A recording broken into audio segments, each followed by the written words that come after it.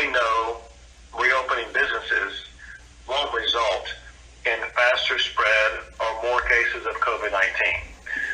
Listen, the fact of the matter is pretty much every scientific and medical report shows that whenever you have a reopening, whether you want to call it a reopening of business or just a reopening of society in the aftermath of something like this, that actually will lead to an increase in spreads. It's almost ipso facto. The more that you have people out there, the greater the possibility there is for transmission. That was, of course, Republican Governor Greg Abbott admitting the truth, of course, to a closed session. Now, Abbott, of course, whose state of Texas now has for 34,000 documented cases of coronavirus and probably many more that are undetected due to the lack of testing, and has lost nearly 1,000 citizens to the disease already, has been more than antsy to begin reopening his economy. Texas is, of course, one of the several states taking steps to reopen their businesses, even as public health experts warn of a massive surge in COVID-19 deaths if the states are reopened. Georgia is another one of those states that has already seen a spike in coronavirus cases. Internal CDC documents or projections that emerged earlier this week show the nationwide coronavirus death toll could double to 3,000 people a day by June 1st. Think about that. That is one 9/11 every 24 hours. The following 9/11, of course, everyone was required to remove their shoes if they want to board a plane and to accept permanent infringements upon their rights and their privacy. And a lot of people did so with nary a peep from those who are now showing up to state houses armed with semi-automatic rifles. I suppose giving up those rights in order to fight the terrorists is far more palatable than temporarily staying indoors or wearing a mask out in public. Social distancing is apparently how the terrorists win. It's more incredible with the recent calls from conservatives to sacrifice the weak, the elderly, and the infirm at the slightest inconvenience. For example, we have former New Jersey Governor Chris Christie saying that we have to accept that there will be many more deaths as a result of reopening the economy. Of course, everybody wants to save every life they can. But the question is, towards what end ultimately? Are there ways that we can thread the middle here to allow that there are going to be deaths, and they're going to be deaths no matter what? And if we can do things to keep people in the mode of wearing masks, of wearing gloves, of distancing where appropriate, we've got to let some of these folks get back to work, because if we don't, we're going to destroy the American way of life in these families, and it will be years and years before we can recover. All lives matter? Debatable. Pro-life? Perhaps not so much. Death panels? Apparently all for them. The complete hypocrisy of Republican politicians and conservative talk show hosts who, like myself, are actually privileged enough to be able to do our jobs from home. So we, of course, don't face the actual hardships from losing our income. That hypocrisy is on full display when they call to sacrifice you for the economy. Many of the protesters, of course, that are calling for the people to get back to work are not working people. They're the business owners. They're the business class. They want you to get back to work for them. They want their employees to come back and begin making them profit. Or, on the other hand, you see, of course, people that want services. Karen wants a haircut. Well, you have to come back to work if you're a hairdresser for their convenience and possibly expose yourself to COVID-19. They want to sit at a diner and be served lunch. Well, that requires you, if you're a server, to come back into work. And again, risk yourself, risk your own health for their own convenience. The risk here is for the workers who cannot simply leave if somebody decides not to adhere to social distancing or wear a mask. They're a paying customer, and in America, the customer is always right, as long as they have money.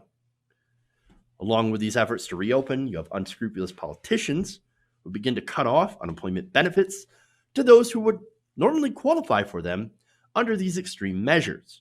The same aforementioned workers, of course, are then faced with a false choice: return to work, be exposed, or not be able to pay your bills. And then what happens to your family? You can't buy food, you can't buy medicine, you no longer have your employer-sponsored health insurance. What now? These bills, they do not stop because no politician has stopped them. There was the chance to be able to pass a way for us to freeze rents and mortgages. The banks were bailed out with trillions of taxpayer dollars. And of course, those same banks who hold the majority of mortgages are able to go and continue to collect on those mortgages, which allows, of course, those people who are paying the mortgages, the apartment owners or the homeowners that rent out, to continue collecting rents. It has not stopped. Credit card collection is still going on. There are some options for deferment, but really, deferring your payments is not the same as freezing your payments. Deferring those payments also leads to a higher payment once they resume. Not very helpful. These same politicians who fought to stop unemployment benefits also blocked efforts to freeze rents and mortgages to make sure that the bills continue to come and to make sure that your reliance on this income is there so that you will be ready and desperate enough to return to work without any fuss. Senator Lindsey Graham is a great example to this because he argued that unemployment should be extended over his, quote, dead body. What have we learned? If you pay people $23 an hour not to work, they will take you up on it. It doesn't mean they're lazy. It means if you're going to pay them $23 not to work, they'll probably take that over $17 to go to work, even though people like working. So July the 31st is when this expires, and I promise you, over our dead bodies, this will get reauthorized. We've got to stop this. You cannot turn on the economy until you get this aberration in the law fixed. The aberration he's speaking of course, is extended unemployment benefits, an extra $600 on top of the normal state benefit. Many of the states, of course, opening up, have rules that say that you cannot refuse a job so that if you are called back to work, you no longer get that benefit. Now, Lindsey Graham, of course, he says over his dead body. What about the bodies of the thousands of people who will die once these rules are relaxed? Again, the doubling of the death toll will happen, according to projections, by June 1st, leading to 3,000 people a day. Lindsey Graham does not care about them.